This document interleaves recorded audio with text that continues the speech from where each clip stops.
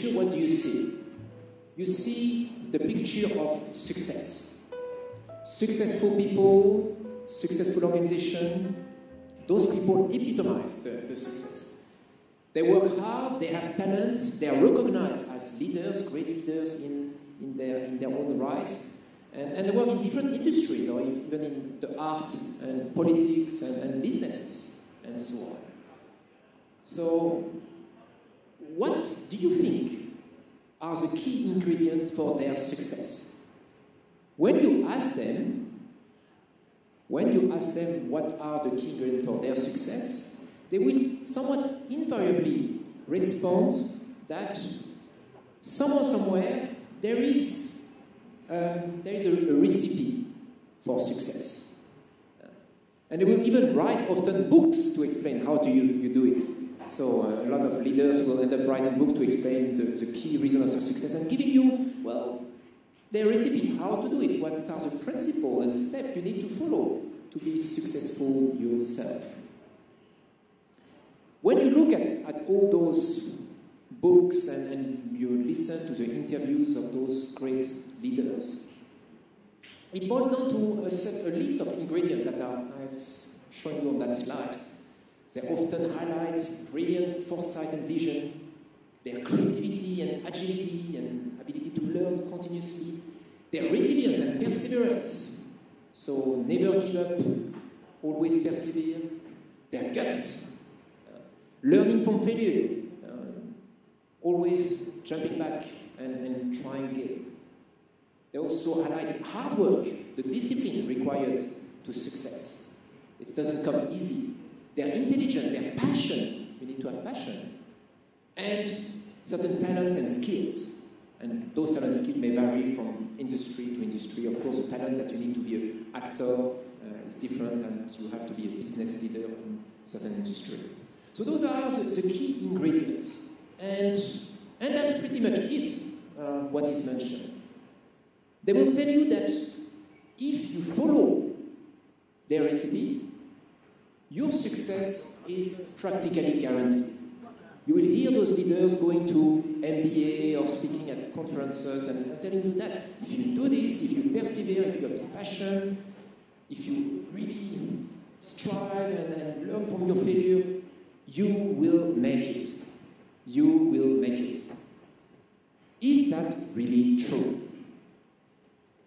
If you follow all those ingredients, if you are passionate, if you are ambitious, if you have great skills and talent, if you are hardworking, if you have creativity, if you learn from failure, if you never give up, and so on, does it mean that inevitably you will succeed? Well, we can answer that question because we have the data.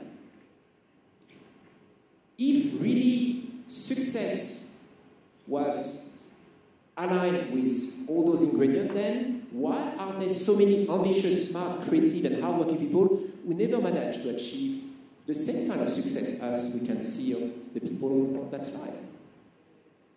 Why, on the contrary, there are also a significant number of successful, rich people with somewhat average overall abilities?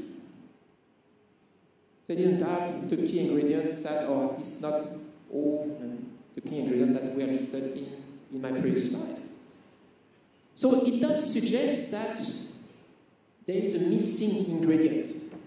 When you look at ability, for example, it more follows kind of like a bell curve. There is a certain distribution. While when you look at success, and success in the form of like fame, power, and wealth, it follows a power law. It's highly concentrated in a limited number of individuals. There is a mismatch. There is mismatch. So where is that mismatch coming from? What is the often overlooked key ingredient for success? Well, I'll put to you that the key ingredient for success is actually luck. Luck. You need luck to succeed. You can be very smart, very talented, and so on, but there are a lot of other smart and talented people around. Whatever field of endeavor you want to achieve, you might want to become the best basketball players. There are a lot of kids around who are very good at it and very smart, yet only a few will make it to the big stage. And it's true for everything. It can be in sport, it can be in acting, in art, and business as well. Having all those qualities and ingredients doesn't guarantee success. You also need to have luck. Data shows that successful people invariably were the luckiest one.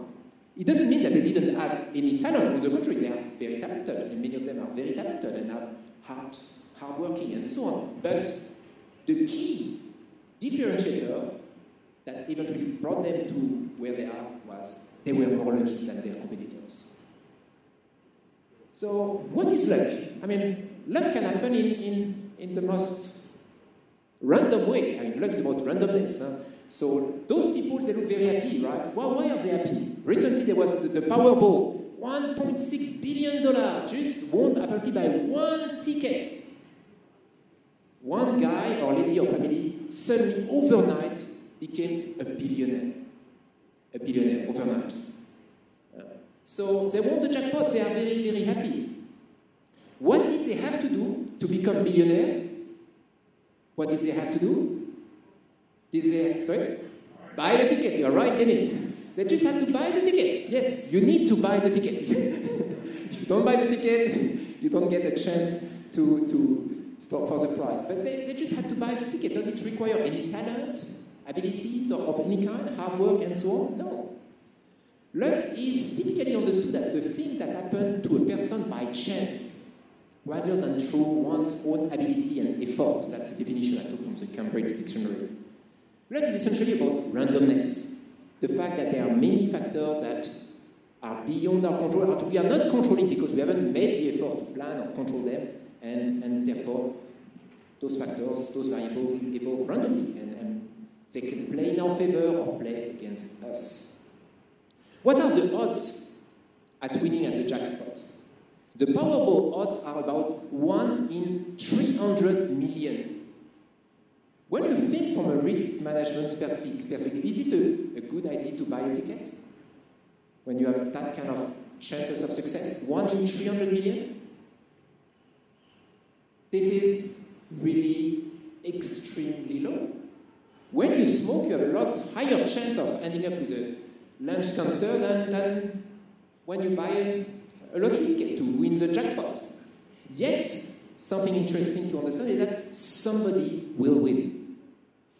No matter how unlikely it is going to happen at individual level, very low probability, that's 1 in 300 million, it's never going to happen, yet every week or every other week somebody will win the jackpot. So at collective level, when we do things millions of times, and it's what happens in life, in business, unexpected event happen, and unexpected event with extraordinary outcome and circumstances, both on the positive side and the negative side. Inevitably, in a population of 9 billion or now 7, 8 billion people, there are a number of people who are going to get lucky, very lucky. Good things will happen to them. Other people will get unlucky. Bad things will happen to them, no matter what are their talents and expertise and skills. So, when you look at those people, indeed, they were talented, and they are talented. They are smart, they have drive, they have passion, and so on. They have all those ingredients. But they were also incredibly lucky. At each stage of their life and career, there was critical moment where they got lucky, and that's what pushed them ahead of the competition. That gives them the edge to their competitors. They just happened to sit, and one famous actor was mentioning that one was his big break was he was just happening to sit next to the producer in a restaurant, and that's how he got the connection for that job, that movie part that was a big breakthrough to him. Well, just that day he woke up and said, "I'm going to have a coffee," and that coffee changed his life. So those are the impact of randomness, and each story of successful organization leader is also a story of randomness that play in our favor.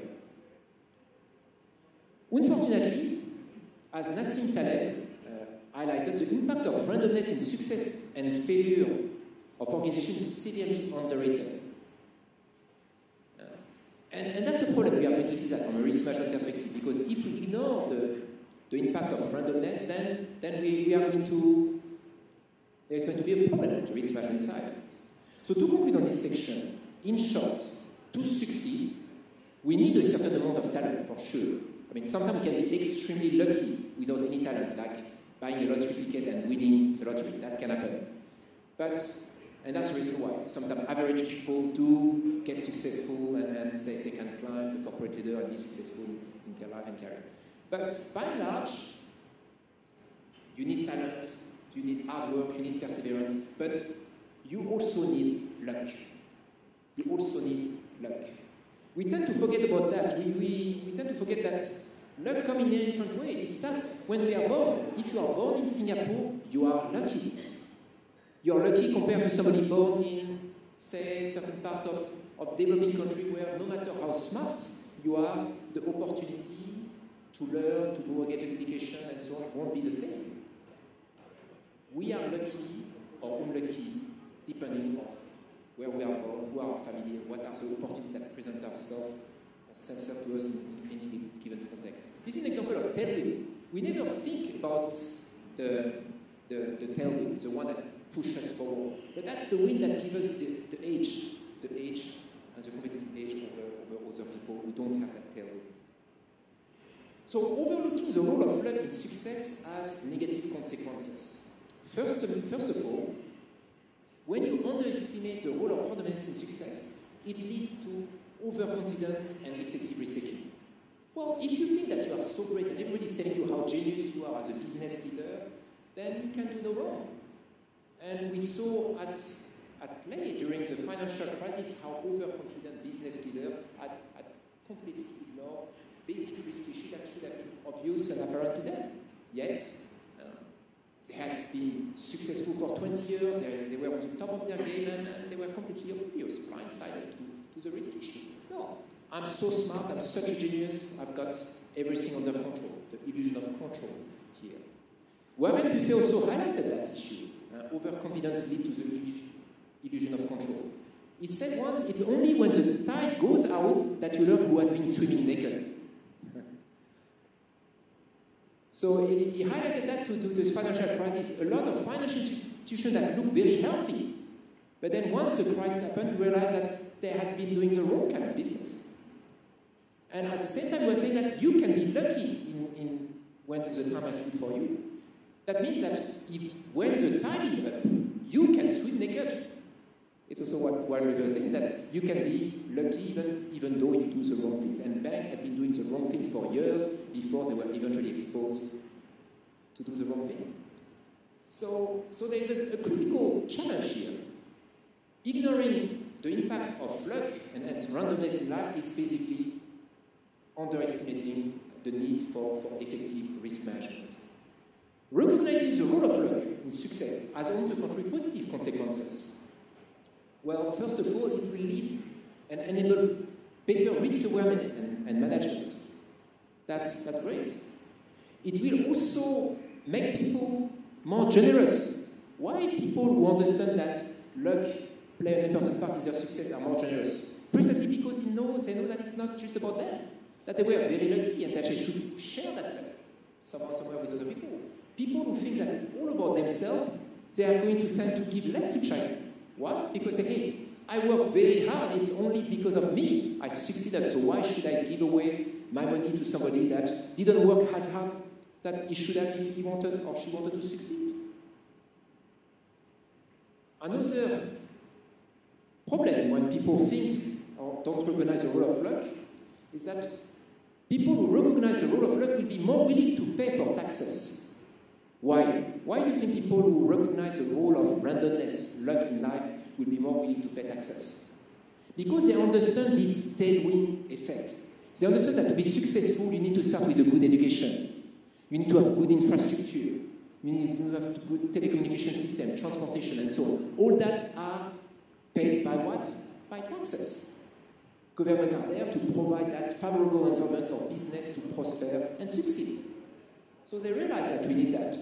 And that's basically a critical aspect. People who believe that they deserve all the credit, on the contrary, will ask for less taxes. And we see the difference between a Warren Buffett who say, you can tax me more, and other business leaders say, well, just keep reducing the taxes, some of them will filter down. A very different approach. So to conclude, recognizing and understanding the role of luck enable us to have more control over our life by taking and managing risk more effectively and get the credit we deserve for it. Thank you very much.